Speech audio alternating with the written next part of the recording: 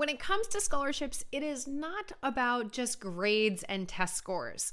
More and more scholarship committees, they want to see who a student is, what drives them, what do they care about, and how do they take initiative. They want to see, will they succeed?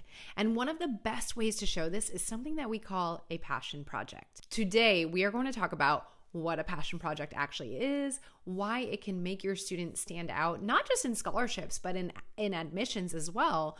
And I'm going to give you some creative ideas that maybe can help your student shine or just get the wheels turning where you start thinking of what you and your student can work on. And that said, parents, don't hear that like this needs to add work to your plate. But I think guiding them will help extremely well. Now, make sure you hit subscribe because every week I have a new strategy for your family to work towards that debt-free degree. Hey there, my name is Jocelyn Pearson, founder of the Scholarship System, where we help families overwhelmed by the cost of college secure scholarships so that their students can graduate debt-free without student loans. That's the goal.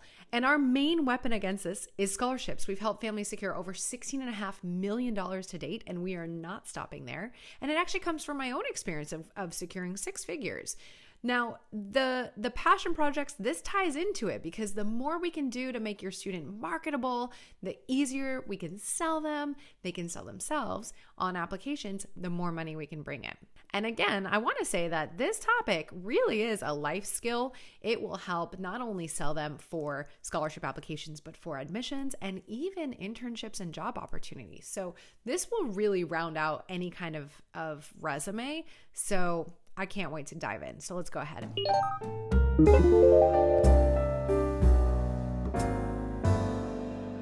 So first, let's get into what is a passion project. So a passion project is really any self-directed activity that lets your student take something that they care about, and it can be an interest, a skill, a problem that they're passionate about, and turn it into something meaningful and impactful. It is not something that was assigned by a teacher or required. It's something that they create, they lead, they organize on their own. So an example could be maybe starting a community tutoring program, or it could be launching a blog or a podcast or a vlog, a video blog, on a topic that they love. It could be creating an art portfolio that raises awareness for a certain cause, organizing a fundraiser for a local charity. But the goal is to show initiative, creativity, and real-world impact. We don't have to go and save the planet with this, though. The impact could be just raising $100 for something. So we don't have to think about how can I impact 1 million people, but we do want to think about alignment. So that leads me to step 2. Why do passion projects matter, especially for scholarships? So scholarship committees, they often receive hundreds of applications. At the Scholarship System, we give out money and we have one for members separate from non-members because our non-members one gets easily 1,000 applications each school year. And so really you've got to find a way to sift through similar GPAs and test scores. And a well-developed passion project really helps your students stand out because it proves that they are self-motivated, community-minded. It can show leadership, problem-solving skills, commitment, all the things that scholarship reviewers are looking for and love to see. And they love to see it because they know that if they're doing these skills now, their money is going to be well invested. They're most likely going to graduate from college. And on top of that, it also just gives your student powerful stories and examples to use in their essays, and also don't forget in their interviews, right? This goes beyond scholarship applications. So when a student says, I care about helping others, that's nice. But when we say, I started a weekend coding class for middle school girls because I care about helping them, that's more memorable. Now, you might be thinking, where do we even find these scholarships that we can talk about passion projects on? And if that's the case, I've got you covered. It's a free training for parents. If you go to thescholarshipsystem.com/free webinar, it's about an hour and 20 minutes. And I talk about where to find legitimate scholarships with less competition, how to spot the scams versus legitimate ones. And you'll find the legitimate ones, if your student's doing a passion project, they should be able to use it in most of those.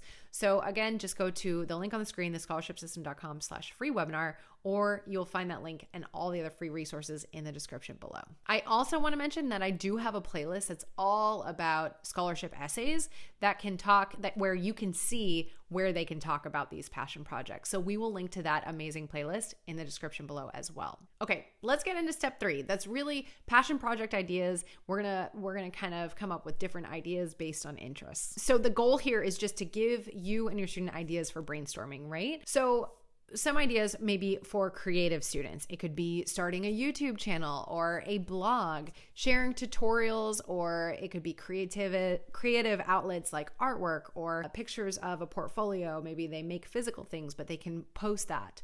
Another one could be design a community mural or art exhibit that highlights an important issue for them. Or maybe it's not necessarily highlighting an issue, but it's in a low income area, and that needs to be beautified. Another one could be creating photography scenes that highlight local heroes. A community-focused student, maybe they could organize a donation drive or a volunteer project. Maybe they can launch a mentorship program for younger students in an area that they're good at. They could partner with local nonprofits to host awareness events. There's so much that we could do here. For tech-minded students, it could be just building a simple app or website that solves a local problem or just spreads interest on a topic that they love. It could be offering free tech workshops for seniors or small businesses, or maybe even taking on some projects that they could actually do for businesses. Another tech project that doesn't necessarily have to involve going out and about, but it could be starting an online community, maybe connecting students with volunteer opportunities, or again, spreading awareness about something or helping out another business reach people. For future entrepreneurs or a student that might like to blaze their own trail, maybe that is an idea, starting a business or a social enterprise, and then we could donate part of the profits. Running a school-wide recycling initiative or some kind of sustainability challenge. It could be launching a podcast or a newsletter that features inspiring stories from peers. And they can even pick a topic very specific in something that they're interested in. Maybe even if they do video games, Fortnite, it could be tutorials. Again, don't think we have to be saving the planet here, but the key is to find projects that really reflect who they are, their personality, their interests, their values, and show how we can be productive with this. So next I want to talk about how parents can help. So you don't have to take over the project, okay? But your support does matter. So you can help your student brainstorm some realistic ideas and opportunities based on your students' interests and your family's schedules and resources. Sometimes they don't even realize they could do something with their passion. Connecting them also is another way that as a parent you can help. Maybe you know someone in the field, maybe a mentor, maybe an organization.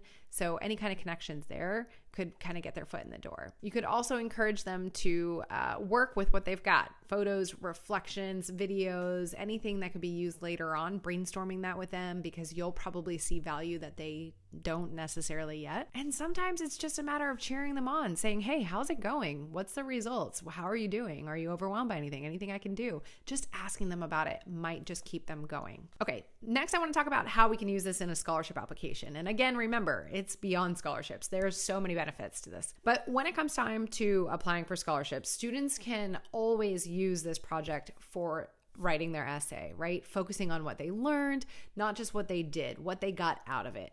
I have an entire essay writing playlist. We will link to that in the description below, but lots of tips there that we can pull out of this experience. We can also include it in an activities list. We can put it on our resume, highlight the leadership or the initiative or community service, whatever we got out of it. We definitely want to make sure that our student is mentioning any kind of outcomes or measurable impact. Resumes and activity lists, we love numbers. Scholarship committees love numbers. So money raised, people helped, lessons learned, people reached, video views, money earned, whatever it is. But these details, they show that it wasn't just this little hobby or a short-lived interest.